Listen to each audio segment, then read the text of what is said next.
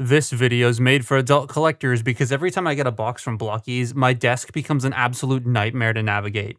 And right now it's just, yeah, it's a nightmare to navigate. So third-party companies, well, unlicensed third-party companies aren't allowed to use the names of these characters because they don't get permission to. These are technically not allowed. Like licensed third parties such as Blockies and YOLO Park, they are because they get permission, but these don't. And BiggerMee, sometimes they have the funniest names. I love it.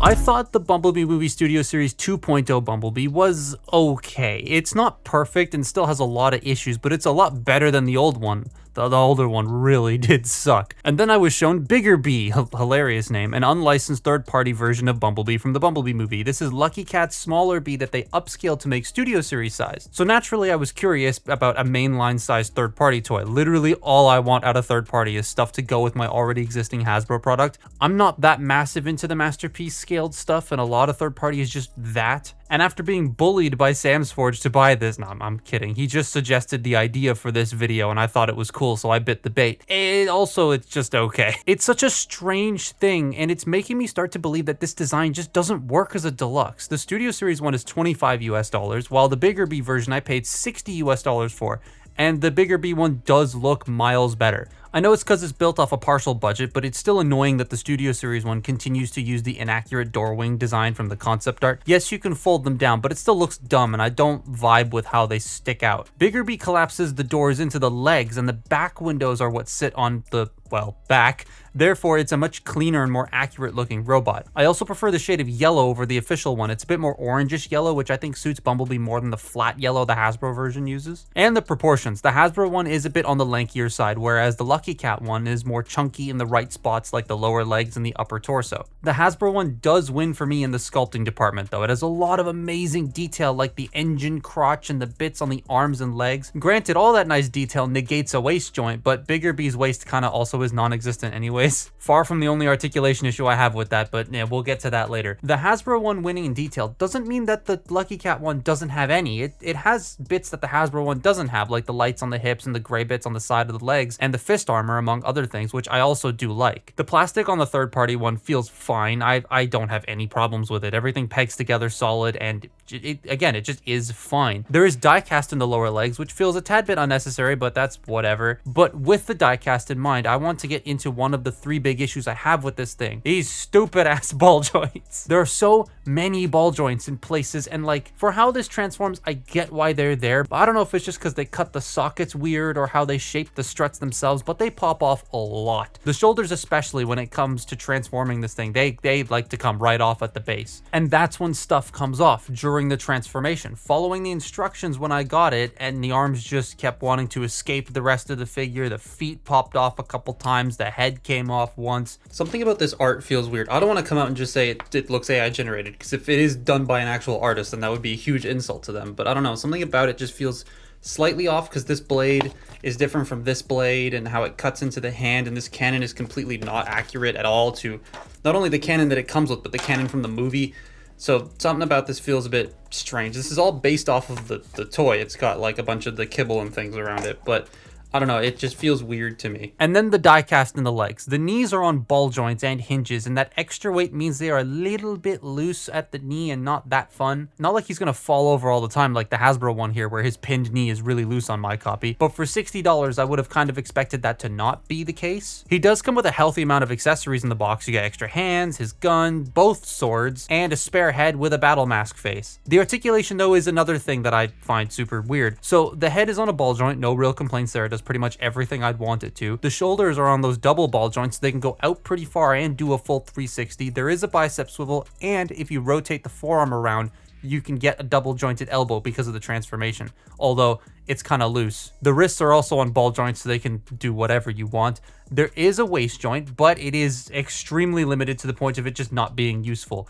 The thighs bump into the butt that keep the torso from rotating, and it's not like you move the door wings out of the way. No, it's the plate on the butt that doesn't move. That's what they crash into. Hips can go forward and back and in and out. Now, my biggest articulation issue, there is no thigh swivel. Why? Well, that's because they put a giant port on the side to tab the wheels in, probably.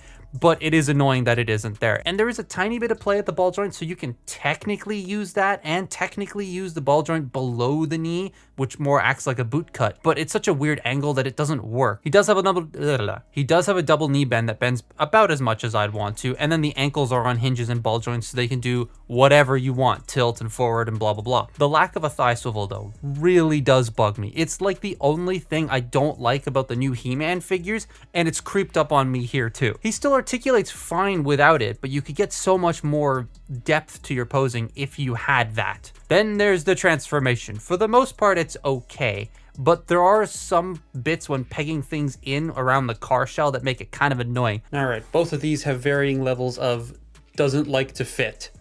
With this one, it's the doors. With this one, it's also the doors. And also one other thing, when you bend the knee, right, because the knee compresses into here and then you got to extend it to bend it. If you don't extend it to bend it, it just like pops these bits out and you have to like push them back in. They come untabbed very, very easily. So that, and then they're like annoying to get back in. It's not, whatever, I'm not going to plug that back in. So the first thing we're going to do is open the chest and fold this up, rotate the head 180 degrees. Then we're going to bring the arms out and bring this entire assembly up and rotate it. Fold this out, rotate that part as well. That's the front of the, or the roof of the car out. The shoulders, you want to bring them up and you want to rotate them in. Rotate them in, come on. Wow, it didn't come off, I'm surprised. And then you bring the arm around, so it's positioned like this, and then you fold the fist flat. And you make sure this is flush with the roof, otherwise things will not fit. So once you have that all situated, we're gonna take this entire assembly here and rotate it around.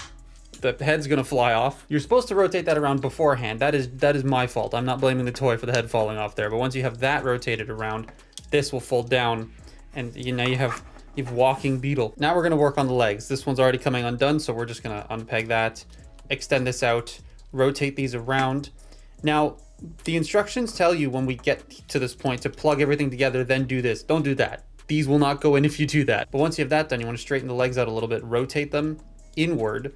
Then you want to take the feet, you want to bring this section around and get this over top all of that onto the side. Then you want to bring this part extended out, rotate it around, and then close the foot around the hinge and then fold this flat.